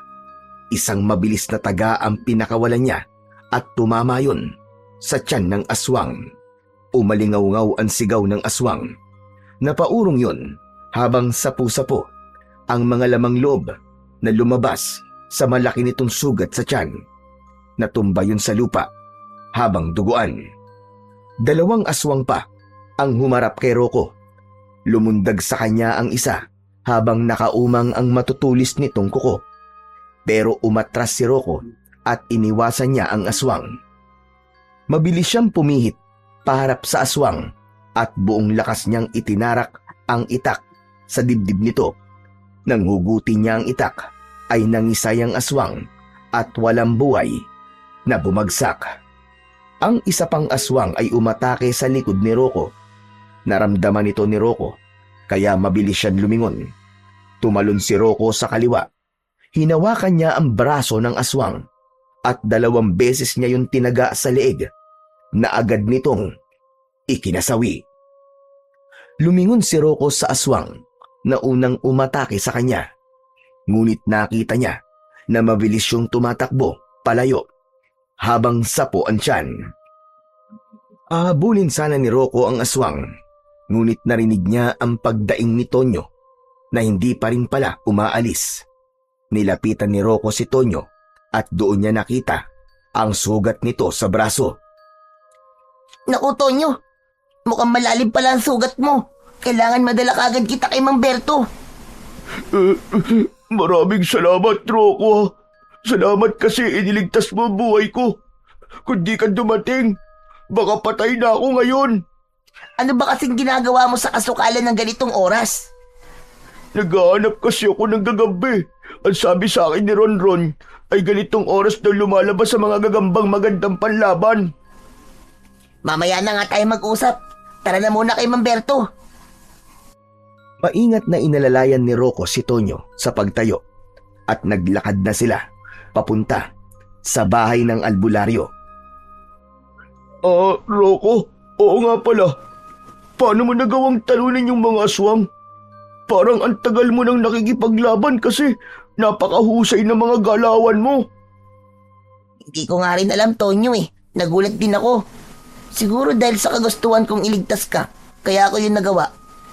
Pero Tonyo, may hihingin sana akong kapalit sa ginawa kong pagliligtas sa'yo eh. Sana, wag mo na yung sabihin kahit kanino ha. Bakit naman ayaw mo sabihin sa iba? Hindi ba mas maganda yung kasi marami ang hahanga sa'yo? Basta Tonyo, ayoko may ibang nakakaalam nun. Kaya mo bang mangako sa akin? Kung yan ang gusto mo, ay may magagawa ba ako? Iniligtas mo ang buhay ko eh. Rocco? Kasi gusto ko rin sanang humingi ng sorry sa mga panlalait at pang-aaway ko sa'yo. Ngayon ko lang napatunayan na napakabait mo pala talaga. Kahit palagi kitang tinutukso, ay iniligtas mo pa rin ako. Wala yun. Pinapatawad na kita. Alam ko kasi na may dahilan kung bakit ganun ang pakikitungo mo sa akin. Ang totoo niyan eh. Tama ka sa sinabi mo sa akin nung huli. Palagi akong pinubugbog ng mga magulang ko. Kaya pag nasa labas ako ng bahay, ay nagsisiga-sigaan ako at ginagawa ko sa iba ang ginagawa ng mga magulang ko sa akin. Sorry talaga, Rocco kung ikaw ang napagbabalingan ko. Huwag mo nang isipin yon. Kalimutan na natin ang lahat ng yun, Tonyo. Simula ngayon, ay magkaibigan na tayo. Talaga? Gusto mo ako maging kaibigan? Kahit inaaway kita noon? Bakit naman hindi? Hindi mo naman na ako aawayin, di ba? Oo, hindi na, promise. Lalo na ngayong nalaman ko na ang galing mo makipaglaban. Takot ko na lang sa'yo. Nagtawanan sina Rocco at Tonyo. Nang makarating na sila sa kubo ni Mang Berto, ay agad na kumatok si Rocco. Pinagbuksan naman sila ng matanda at nang sabihin ni Rocco na inatake ng aswang si Tonyo, ay agad sila nitong pinapasok upang gamutin ang sugat ni Tonyo sa braso. Habang ginagamot ni Mang Berto ang sugat ni Tonyo, ay hindi na iwasang magtanong ng matandang lalaki. Ano ba nangyari? Bakit ganitong oras Nasa labas pa kayong dalawa? Ano po kasi, naghahanap po kami ng gagamba. Tama po, ng gagamba. Kayong dalawa, naghahanap ng gagamba. Hindi ba't palagi kang inaaway nito si Tonyo? Magkaibigan na po kami, Mamberto. Huli ka na po sa balita. Totoo ba ang sinasabi ni Tonyo, Rocco? Wala akong tiwala sa salbahing batang ito eh. Totoo po. Basta, may aswang po umatake sa amin at nakalmot po si Tonyo sa braso. Buti na lang po't nakatakas po kami. Magpasalamat kayo sa Diyos dahil ligtas at buhay pa kayo. Eh mga walang awa ang mga aswang na yon. Bata, matanda o kahit may sakit ay handang patayin na mga yon. Oh, ayan. Tapos ko ng gamutin ang sugat mo, Tonyo. Sana ay maging aral na sa inyong dalawa itong nangyari sa inyo ngayong gabi. Pangako po, Mamberto. Hindi na po kami lalabas ng gabi. Sige na, umuwi na kayo sa inyong bahay. Mag-iingat kayo. Matapos magpaalam at magpasalamat ni Rocco at Tonyo kay Mang Berto, ay umalis na sila. Ligtas naman silang nakauwi sa kani-kanilang mga bahay. Nagpasalamat si Rocco dahil nang dumating siya sa bahay nila ay tulog pa rin ang tatay niya. Dahil kung gising ito ay paniguradong magtataka ito kung ano ang ginawa niya sa labas ng ganung oras. Napatunayan man ni Rocco na may aswang talaga sa baryo nila, ay masaya pa rin siya. Dahil sa gabing yun ay naging magkaibigan na sila ni Tonyo sa wakas. Kahit ang totoo ay hindi niya inasahan na mangyayari pa ang bagay na yon. Nang sumunod na araw ay labis na nagimbal ang mga tao nang makita ang 2 bangkay ng aswang na pinatay ni Rocco. Nagtaka ang mga tao kung sino ang pumatay sa mga aswang. Naging tikom naman ang bibig ni Rocco at Tonyo gaya ng kanilang napag-usapan. Labis na nagpasalamat si Rocco kay Amuyak dahil kung hindi dahil sa mutya ng ngipin ng daga ay hindi siya magkakaroon ng tapang at lakas ng loob na labanan ang mga aswang. Hanggang sa dumating na ang mismong araw ng kapistahan sa baryo ni Rocco. Nagpaalam si Danilo kay Rocco na magtutungo ito sa palengke upang bumili ng panghanda nila para sa piyesta. Nang makaalis na ang tatay ni Rocco, ay sinamantala niya ang pagkakataon na yon upang kausapin si Diwatang Amuyak. Nagtungo siya sa likod ng bahay at tinawag niya ang Diwata. Agad naman itong nagpakita sa kanya. Diwatang Amuyak, gusto kong magpasalamat sa iyo kasi dahil sa butya ng ngipin ng daga ay nagawa kong iligtas si Tonyo mula sa mga aswang. Tapos, naging magkaibigan pa kami. Labis ako natutuwa sa ibinalita mo na yan, Rocco. Masaya ako na sa wakas ay nagkaroon ka na ng matatawag mong kaibigan. Ngunit, huwag ka sanang maging kampante. Bakit po, mahal na Diwatang Amuyak? Hindi po ba napatay ko na po yung 2 aswang? Yung nakatakas naman po ay matindi po ang sugat na natamo noon kaya sigurado po ako na hindi na rin po magtatagal ang buhay niya. Sila ay mga alagad lamang ng totoo mong makakalaban. Ibinulong sa akin ng hangin ang mas malaking paparating na panganib. Isang pinuno ng mga aswang ang darating at ang pangalan niya ay Gurabon. Kailangan mo siyang paghandaan. Hindi siya gaya ng aswang na nakaharap mo kagabi. Si Gurabon ay mas malakas at mas mabangis. Nakakatakot naman po yung sinabi niyo sa akin, mahal na Diwata. Huwag kang matakot. Hanggat nasa iyo ang makapangyarihang mutya, ay walang laban ang hindi mo magagawang ipanalo. Basta't magtiwala ka lamang sa mutya at sa sarili mong kakayahan. Naglaho na si Amuyak matapos nito yung sabihin. Naiwang kinakabahan si Rocco sa pinuno ng mga aswang na sinabi ng Diwata. Kahit hindi pa niya yon nakikita, ay ramdam na niya ang panganib na idudulot nun sa lahat. Ganun pa man, nangako si Rocco sa kanyang sarili na gagawin niya ang lahat para labanan si Gurabon. Nagawa na niyang simulan ng laban kaya kailangan niya na yung tapusin. Hindi nagtagal ay bumalik na ang tatay ni Rocco. Halos mapuno ng karne at gulay ang bitbit nitong bayong. Sinalubong ni Rocco si Danilo upang tulungan sa pagdadala ng mga pinamili nito. Inilapag nila sa lamesa ang bayong at tinulungan ni Rocco si Danilo sa paghahanda ng mga lulutuin nila. Grabe, ngayon lang nangyari to ah. Piyestang-piyesta ngayon, pero hindi ko naramdaman ang saya ng mga tao sa labas. Dahil po ba sa mga aswang, Tay? Tama ka. Lahat ay natatakot na baka may iba pang aswang sasalakay dito sa ating baryo, anak. Kahit ako na hindi naniniwala sa mga aswang noon naniniwala na ngayon eh. Kaya mag-iingat tayo palagi, lalo na tuwing gabi. Sa gitna ng pag-uusap ng mag-ama na sina Rocco at Danilo ay biglang kumatok si Tonyo. Nagulat si Danilo nang makita si Tonyo. Oh, anong ginagawa mo rito, Tonyo? Aayain ko lang po sana si Rocco na maglaro sa plaza. Marami kasing palaro roon si Kapitan eh. Aba, teka. Bakit parang nag-iba na yata ang simoy ng hangin? Ano't bigla mong inaaya ang anak ko sa ganyan? Hindi ba palagi mong tinutokso at inaaway si Rocco? Tay, hindi na po ngayon. Magkaibigan na po kami ni Tonyo.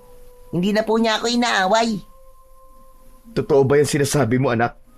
Baka tinatakot ka lang nitong si Tonyo, ha? Hindi po, Tay. Magkaibigan na po talaga kami. Paano nangyari yun na magkaibigan na kayo ngayon? Saka ko na lang po ikikwento. Pwede po ba sumama na ako kay Tonyo sa plaza? O sige. Hindi naman marami itong lulutuin ko kaya kaya ko na to na mag-isa. Mag-iingat kayong dalawa, ha? Masayang sumama si Rocco kay Tonyo sa plaza. Doon ay nanood sila ng mga palaro ng kanilang kapitan. Merong nagpaunahan sa pag-akyat sa mahabang kawayan na pinahiran ng mantika. May nag-agawan sa paghuli ng baboy sa putikan. Maraming palaro ang kanilang kapitan at sa sandaling yun ay tila nakalimutan ng lahat ang takot ng mga ito sa aswang. Pagsapit ng gabi ay sabay na kumain sina Rocco at Danilo ng mga handang niluto ni Danilo. Meron silang mainit na kanin, kalderetang baboy at isang bandehado ng pansit. Maganang kumain si Rocco dahil lahat ng niluto ng tatay niya ay masarap. Grabe! Ang dami pong taong nagpupunta ngayon sa perya, Tatay. Huling gabi na po kasi ng peryahan dito eh. Bukas wala na po yun. Bakit? Gusto mo ba magpunta ngayon doon, anak? Ayos lang po ba na lumabas tayo ng ganitong oras, Tay? Hindi po ba sabi niyo po mag-iingat tayo kapag ganitong oras kasi baka mamaya may aswang na sumalakay dito sa atin? Siguro naman walang aswang na maglalakas ng loob na sumalakay ngayong gabi dahil maraming tao nasa labas eh. Sa kahuling gabi na ng peryahan. 1 taon na naman ang hihintayin bago ulit magkaroon ng peryahan kaya hindi pwedeng hindi tayo pupunta ron ngayong gabi, anak. Sige po. Wala naman po akong nararamdaman na hindi magandang mangyayari ngayong gabi. Teka, bakit? Nararamdaman mo ba kapag may hindi magandang mangyayari? Hindi naman po, Tay. Pakiramdam ko lang po tama po kayo. Masyado pong maraming tao sa labas para magkaroon po ng pag-atake ng mga aswang. Nakahinga ng maluwag si Rocco dahil hindi na nagtanong pa ang tatay niya. Muntik kasi nitong malaman na may kakayahan siyang maramdaman kung may paparating na panganib dahil sa mutyang nakasabit sa leeg niya. Maya-maya ay nasa peryahan na sina Rocco at Danilo. Mas maraming tao ang naroon kumpara sa mga nakalipas na gabi. At yun ay dahil huling gabi na ng peryahan sa baryo nila. Sa kanilang paglalakad ay nakasalubong nila si Tonyo na may dalang cotton candy. Sabi ko na nga ba? At pupunta ka rin dito eh. Siyempre no, huling gabi na ng peryahan dito sa atin eh. Mandanilo, pwede bang sumakay kami ni Rocco sa Ferris wheel? Ililibre ko po siya. O sige, walang problema. Mag-iingat kayong dalawa ha. Iniwanan na muna ni Rocco ang tatay niya at sumakay sila ni Tonyo sa Ferris wheel. Hanggang sa sandaling yun ay hindi pa rin siya makapaniwala na kaibigan na niya si Tonyo. Nalaman ni Rocco na matatakotin pala si Tonyo sa matataas na lugar dahil kapag nasa tuktok sila ay pinipigilan nito ang paghinga at namumutla ito. Kumakapit din ito ng mahigpit sa braso ni Rocco kaya tawa siya ng tawa. Grabe, ang laki mong bata pero matatakotin ka pala sa mataas na lugar. Bakit ikaw? Hindi ka ba natatakot? Medyo, pero alam ko namang ligtas tayo rito eh. Tignan mo, at uugain ko, pero hindi tayo mahuhulog. Hoy, ano ba Rocco? Itigil mo nga yan. Huwag mong ugain kasi mas lalo ako natatakot eh. Mas lalong natawa si Rocco sa reaksyon na yon ni Tonyo. Ngunit agad siyang natigilan nang may kakaiba siyang naramdaman. Kinilabutan siya at pakiramdam niya ay may kung anong hindi maganda sa hangin. Oh, bakit bigla kang tumahimik, Rocco? Siguro tinatablan ka na ng takot, no? Hindi, para kasing may masamang mangyayari. Ganito kasi yung naramdaman ko nung gabi na iniligtas kita sa mga aswang. Ano? Huwag mong sabihin na may aswang dito sa peryahan. Kung ganun kailangan na natin bumaba rito. Nang nasa taas na sila ng Ferris wheel, ay nagimbal sila sa nakita nila sa ibaba. Kitang-kita nila ang napakaraming aswang na mabilis na pinapalibutan ang buong peryahan. Natipon sa gitna ang mga tao. Naku, huwag na pala tayo bumaba. Dito na lang tayo, Rocco. Ang daming aswang! Patuloy sa pag-ikot ang Ferris wheel. Huminto yun nang nasa ibaba na si Rocco. Agad na bumaba si Rocco habang nakasunod naman sa kanya ang takot na si Tonyo. Nagtago sila sa gilid ng isang booth sa peryahan at pinanood nila ang nangyayari. Rocco, halika na, umalis na tayo rito. Baka makita pa tayo ng mga aswang at gawin tayong hapunan. Tonyo, hindi ako pwedeng umalis. Ikaw na lang ang umalis, sige na. Tumakas ka na, iligtas mo na ang sarili mo. Ayoko. Kung di ka aalis, hindi rin ako aalis. Iginala ni Rocco ang mga mata niya at nakita niya ang dalawang patalim na nasa harapan ng booth. Nalaman niya na ang booth na pinagtataguan nila ay yung para sa babae na nakatali habang binabato ng kutsilyo ng isang lalaking may piring sa mata. Teka, Rocco. Bakit may kutsilyo ka? Huwag mo sabihin na makikipaglaban ka ulit sa mga aswang. Tignan mo nga, napakarami ng mga aswang na yan, Rocco. Hindi mo sila kakayanin. Magtiwala ka lang sa akin, Tonyo. Akong bahala. Sa kabila ng tapang sa pagsasalita ni Rocco, ay aminado siya na natatakot rin siya. Pero alam niya na walang ibang may kakayahang makipaglaban sa mga aswang sa baryo nila, kundi tanging siya lamang. Hindi nagtagal ay isang mas malaking aswang ang nagpunta sa harapan ng mga taong nasa gitna. Mas malaki ang katawan nun kumpara sa ibang aswang. Naramdaman ni Rocco na yun ang pinuno ng mga aswang na sinabi sa kanya ni Diwatang Amuyak. Ilabas niyo ang batang pumatay sa dalawa kong alagad. Nais ko siyang makaharap sa isang laban. Ang batang yun ang magdidikta ng inyong kapalaran. Kapag natalo niya ako, ay hindi na kami babalik sa baryo niyo. Ngunit sa sandaling siya ay mapatay ko.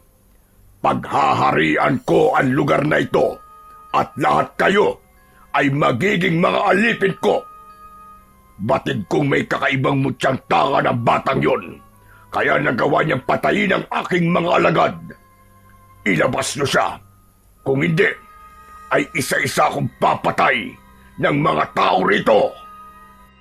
Walang nagsalita sa mga taong naroon. Lahat ay balot ng takot. Walang magsasalita sa inyo. Kung ganun, ay papatay ako ng isa at hindi ako titigil sa pagpatay hanggang sa iharap niyo sa akin ang batang hinahanap ko. Nanlaki ang mga mata ni Rocco nang hinila ni Gurabon sa braso ang tatay niya. Itinutok nito ang matatalim nitong kuko sa leeg ni Danilo. Hindi na nag-isip pa si Rocco. Mabilis siyang tumakbo at hinawi niya ang mga aswang hanggang sa nakarating siya sa gitna. Humarap siya kay Gurabon. Bitiwan mo ang tatay ko! Ako ang hinahanap mo! Ako ang batang pumatay sa mga alagad mo! Ikaw nga. Ikaw nga ang batang aking hinahanap. Nararamdaman ko ang lakas na nakabalot sa iyong katawan. Kamangha-mangha na isang bata ang nagmamay-ari ng isang malakas na mutya. Nais kong mapasa akin ang mutya mo, bata. Pakawalan mo ang tatay ko! Dahil tinatanggap ko ang hamon mo! Binitiwan ni Gurabon si Mang Danilo at natumba ito sa lupa. Rocco! Ano ba sinasabi mo, bata ka? Hindi ka ang batang hinahanap ng aswang na to! Hindi ka nakikipaglaban sa mga aswang! Patawarin niyo po ako, tay. Pero, ako po talaga yun. Sorry po, kung hindi ko sinabi sa inyo. Tama na ang inyong pag-uusap. Gusto kong simulan na natin ang laban upang matapos na to kagad. Marahang naglakad si Gurabon papunta kay Rocco at isang nakakatakot na ngiti ang pinakawala nito. Ako ang magiging katapusan at kamatayan mo, bata! Rocco! Rocco, anak, huwag mong gawin yan! Nakikiusap ako sa'yo! Rocco! Nang sandaling yon, ay hindi mo na pinakinggan ni Rocco ang tatay niya dahil kailangan niyang mapatay si Gurabon upang maging ligtas na muli ang kanilang baryo. Hinigpitan ni Rocco ang pagkakahawak sa mga kutsilyo. Tumibok ng malakas ang puso niya. Ramdam na ramdam niya ang mainit na enerhiya ng mutya ng ngipin ng daga na nakasabit sa kanyang leeg. Huminga siya ng malalim at tumingin ng diretso sa pinuno ng mga aswang. Mabilis ang unang galaw ni Gurabon. Sa isang iglap ay nasa harapan na ito ni Rocco. Umikot si Gurabon sa likod niya upang doon siya atakihin. Nagawa namang makailag ni Rocco sa pag-atake na yon ng pinuno ng mga aswang. Bahagyang umatras si Rocco at naramdaman niyang mas malakas si Gurabon sa dalawang aswang na nakaharap niya noon. Muling sumugod si Gurabon sa kanya. Tumalon yun ng mataas at sinubukan sakmalin si Rocco gamit ang matutulis nitong mga kuko na animoy mga patalim. Tinabig ni Rocco ang kamay nito gamit ang isang kutsilyo at sinubukan niya itong saksakin gamit ang isa pero nakaiwas naman si Gurabon. Doon na nagsimulang umatake ng sunod-sunod ang pinuno ng mga aswang na si Gurabon. Wala mo nang ginawa si Rocco kundi ang umiwas ng umiwas at dumipensa. Nang matansya na niya kung gaano kalakas ang kanyang kalaban, ay doon na siya pansamantalang lumayo kay Gurabon. O ano, bata? Bakit lumalayo ka? Natatakot ka na ba? Alam ni Rocco na hindi sapat ang lakas at bilis na meron siya, kaya mahigpit niyang hinawakan ang mutya ng ngipin ng daga.